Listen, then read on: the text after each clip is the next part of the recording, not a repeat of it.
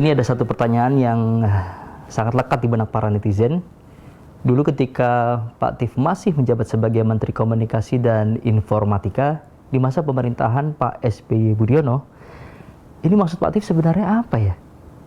Apa betul-betul nggak paham kegunaan internet cepat itu untuk apa, Pak?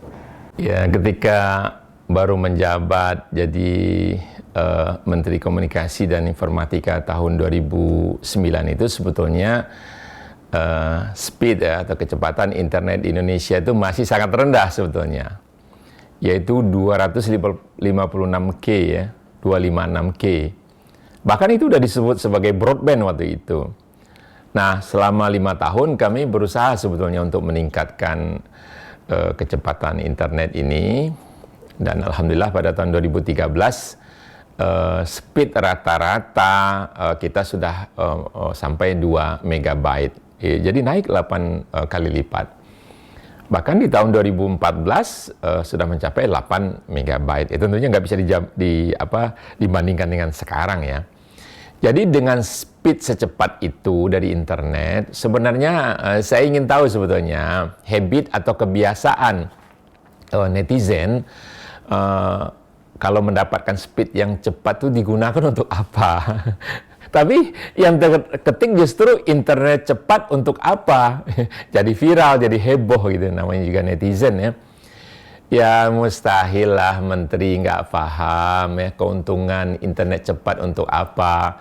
Itu kan lucu gitu kedengarannya ya. Apa pengalaman Pak Tief yang menarik waktu baru dilantik jadi menteri? Dari seorang presiden PKS, lalu tiba-tiba jadi menteri. Apa Pak Tief pernah punya pengalaman sebelumnya bekerja di birokrasi, Pak? Ya, nggak menyangka juga ya.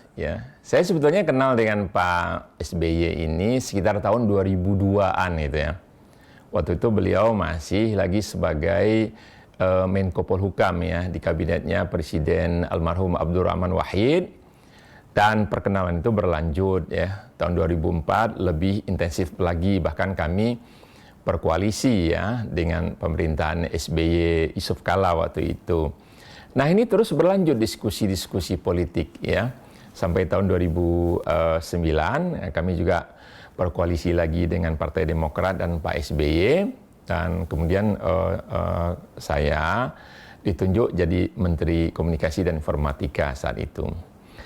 Nah, suasana di Kemenkominfo dulu itu ya kan kita tahulah sejarah Kemenkominfo ini dulu kan Departemen Penerangan yang pernah dibubarkan ya oleh mantan Presiden Abdurrahman Wahid. Nah, saya lihat ya waktu itu bahwa moral pegawai itu sangat jatuh ya. Bahkan kalau kita datang jam 8 pagi itu tempat parkir kan luas di belakang itu masih kosong itu. Bahkan ada pegawai yang kalau istilah saya itu apa ya, ngomong-ngomong sendiri gitu. Mungkin beliau merasa shock ya, dulu ketika dibubarkan, mungkin dia akan naik ke eselon berapa, lagi dipromosikan jadi apa, tiba-tiba terhenti gitu. Nah, jadi prioritas pertama, saya benahi dulu mental pegawai ini gitu. Istilah saya itu diwongke gitu, diorangkan, dihargai.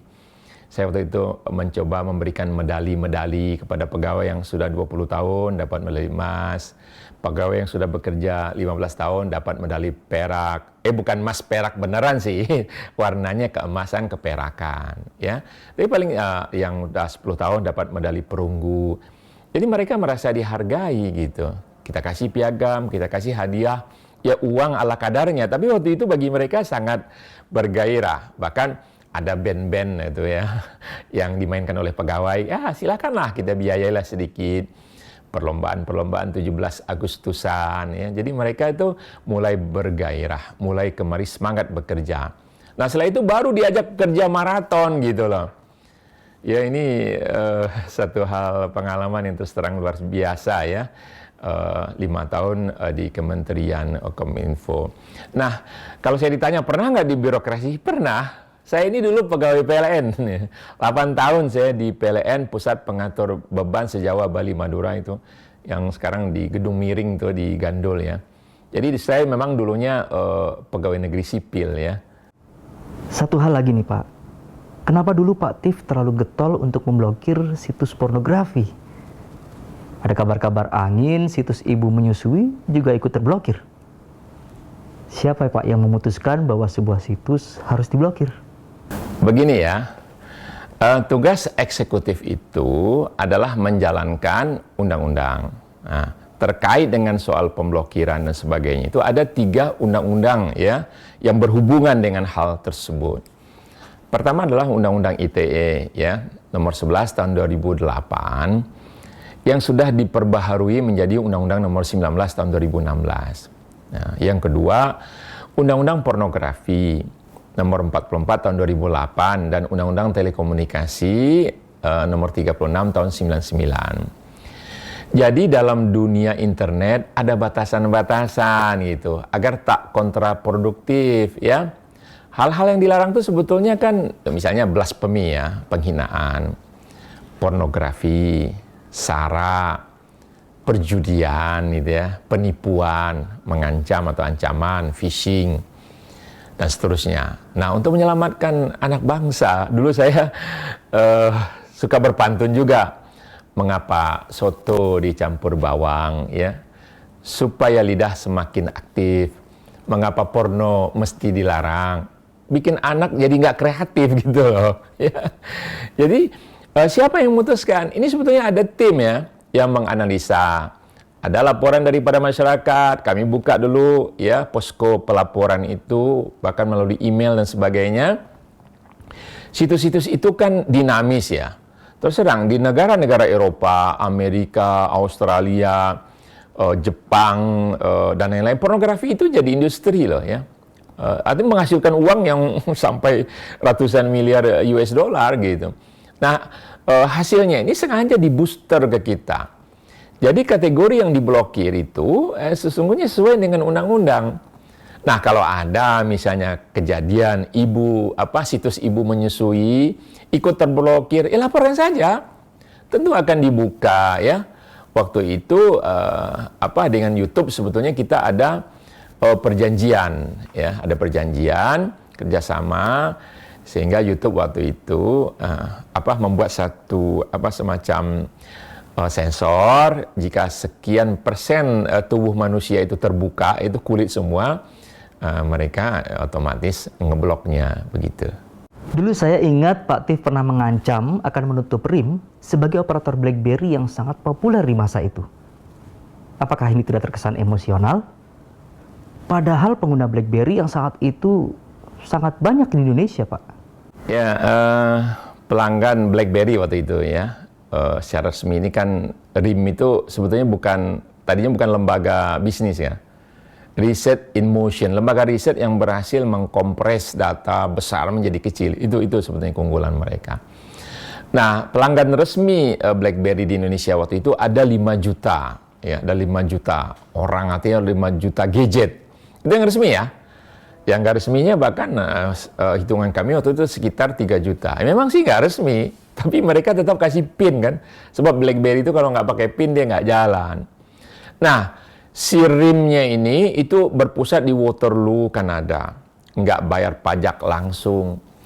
Mereka langsung potong PIN number itu, langsung dia potong 8 US dollar waktu itu. Kalau dirupiahkan sekitar 72.000 waktu itu ya. Sementara operator telekomunikasi kita di Indonesia itu menagih ke pelanggan kan waktu itu sekitar 125.000 sampai 150.000 per PIN number itu. Nah, yang RIM ini dia no tax, no after sales service, no container laboratorium.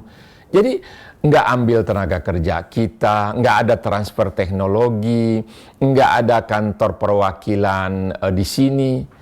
Saya pikir kok enak banget ya mereka meremote keuntungan langsung gitu dari negara mereka. Oleh sebab itu saya bilang kalau Anda nggak mau buka kantor perwakilan, layanan purna jual dan melibatkan tenaga kerja kita di sini, Anda nggak bayar pajak, saya tutup ya gitu waktu itu. Akhirnya mereka ngalah juga karena waktu itu sampai Duta Besar Kanada datang ke kantor kami di Kemenkominfo. Pak Tif, tolonglah jangan bicara menutup rim, katanya. Begitu Pak Tif ngomong sepatah kata langsung turun, katanya. Ya harga saham kami di pasar bursa, katanya gitu ya. Ya jadi kita I'm okay, you are okay lah ya. Win-win solutionnya tentu harus dicari begitu ya.